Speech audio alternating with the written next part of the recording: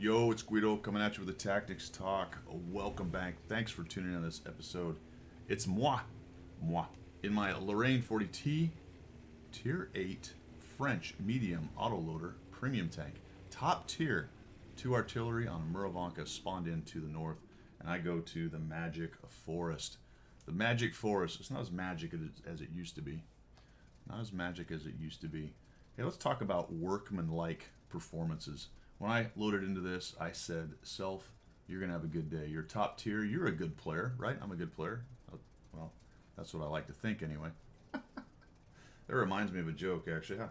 How do you tell if there's a fighter pilot at your party? Don't worry, he'll tell you.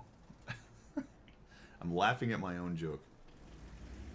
Well, I hang out in the bush, right? Not doing much. Let's talk about workman-like efforts, because it's one thing to show all your 3,000, 4,000, 10,000 damage games and to talk about how you dominate all the time, but it's another just to get the job done. And sometimes the way things pan out in this game, based on lots of RNG, other humans are playing it, all the strange things that happen, taking bad shots such as this, finally killing him. Sometimes it turns out that your top tier in a pretty good tank on a map that favors your tank ends up just being kind of an average game. So the IS-6 pushes in hard, the Light of Truth. He gets hammered. We do kill the Carnarvon AX, and now the E2 is wandering up there. And what I don't want to do is get shredded by the TDs that might be sitting back there or whatever else is camping in the back corner there. So I'm looking for this 12T, see if I can get some shots on him. Plus I'm not quite loaded yet. There he goes. Oop, got spotted. Missed that shot, and there it is. There's a CDC sitting way back there in the corner. He's a sniper, don't you know? I took one shot. I'm going to save those 3 instead of forcing a reload. There's still some targets to be had right here, so I want to get up here and see if I can't get some shots off. Oops, didn't really mean to ram into the Light of Truth. Trying to find this 12T. Trying to see if I can get the M6. Miss him. There's that CDC. There's one for him. I zoom out and I do that to look at what the 12T is doing. Unfortunately, I rushed that second shot a little bit. Didn't really search for where the ground was. It was just right below my reticle. So that was bad on me right there.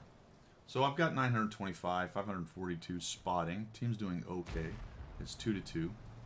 And I'm waiting for the reload. We got 3001 coming in there. We've got a HT number 6. Let's see if I can get a shot on him. It just takes forever to reload. I'm waiting, waiting, waiting. Come on, reload. You can do it. There we go.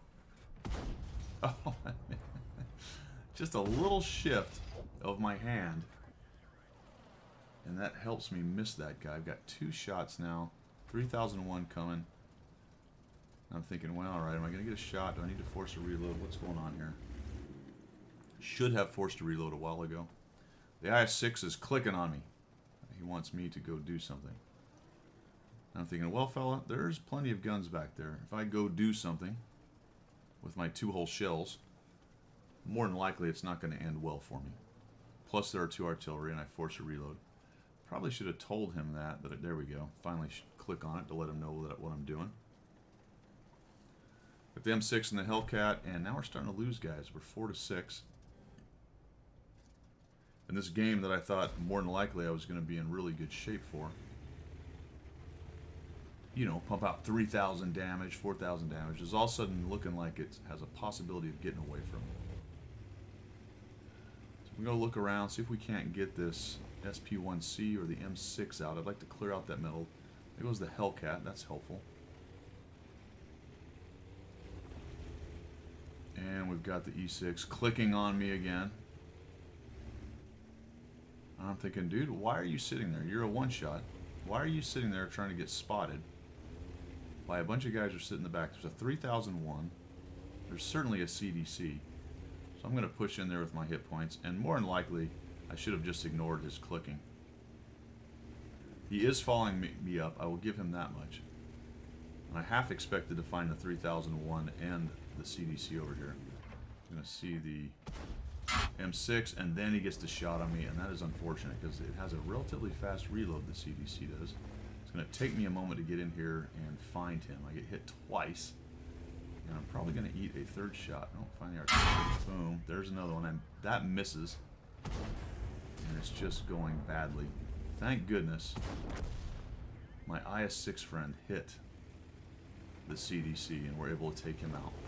But again, not really well executed, right? This is the workman-like kind of performance here.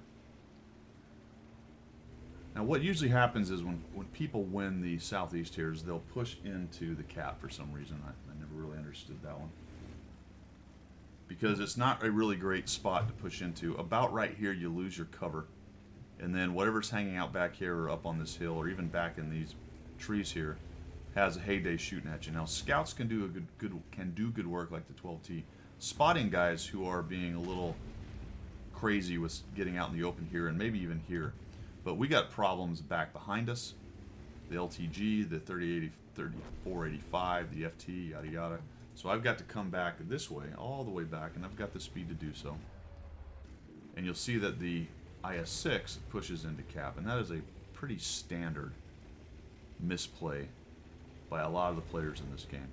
There's nothing to be gained from pushing in on the south part of the map right now. We have to get back and kill this 120 FT, the T150, the 3045M.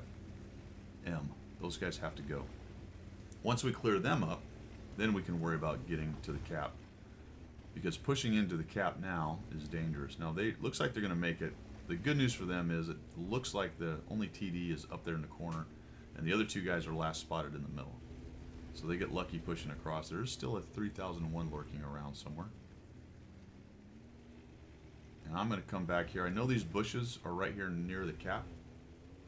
So my plan is to get into these bushes and start spotting guys. See if we can't get some of these dudes dead. There we go. We got the T150. We've got all kinds of shots. We're going to just come on back here. And, okay. That was a bummer. Not really sure where he's behind, so I zoom out to look. Yeah, it is the building. That's what I thought. So we're going to hang out here for a minute. And I hit reload. And I actually end up getting surprised here by the 3001 and the 3045, who both kind of push in to my position right here. So they've done what our IS-6 did. They go to the cap, and now they're going to push in. We'll see them here real soon. And it's very unfortunate they show up and find me just like that. Wham, wham.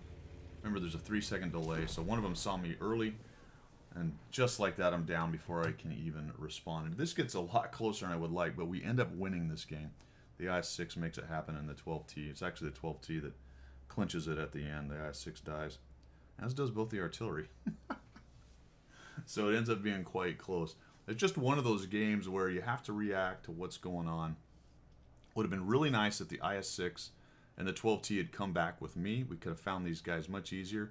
More than likely, we spot the 3045 and the 3001 before they drive right up on me and kill me. And between me and the IS-6, we gun those guys down. As it is, we're kind of split apart, and it's a pretty standard mistake by intermediate to beginner or just bad players to, once they win a flank, continue on to the enemy cap when their cap is threatened. I have said this so many times, I'll just say it again right here. If all you ever did was win your flank and go back to your cap, you would raise your win rate probably 3 to 5%, depending on what it currently is. If you're sub 50, you would get to 50% easily just by doing that. Robotically, just by doing that. Once you start getting to the 55% point, you're probably doing that already, so it's not really going to help you. But anything at 55 and lower, if you simply won your flank and went back, more than likely you're going to get 2 to 5% win rate added on to your win rate. All right, guys, thanks for tuning in. I appreciate it. Just a workman-like battle. Sometimes you can learn quite a bit just from the ones where it's average, or where you even actually make mistakes. Thanks for tuning in. I appreciate it, and we will see you.